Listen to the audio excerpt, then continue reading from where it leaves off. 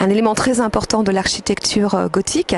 Et cette lumière, on dit souvent que Dieu est lumière, cette lumière est transmise à l'intérieur par les vitraux qui sont un mur transparent.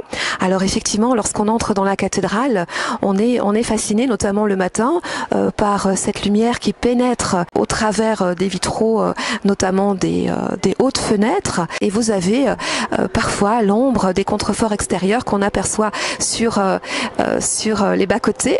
Il y a aussi la rosace qui est particulièrement spectaculaire. Cette rosace qui a été faite au moment de la construction de la façade de la cathédrale. Rosace qui malheureusement a été très endommagée lors d'un orage de grêle en 1840, donc qui a été restaurée en très très grande partie.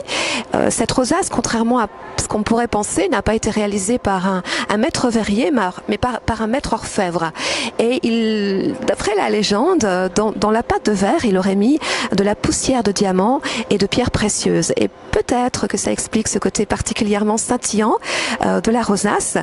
On voit le rouge, le bleu qui pétille, le jaune, le vert. C'est un spectacle extraordinaire, et plus particulièrement à l'automne, à la fin de l'année, lorsque le soleil est beaucoup plus bas dans le ciel, qu'il arrive en plein milieu de la rosace, à mi-hauteur, et c'est une rosace complètement différente de celle que nous pouvons apercevoir aujourd'hui.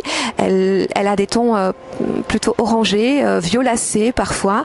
On a l'impression d'avoir un petit peu des couleurs de la Toscane quelquefois. C'est magique.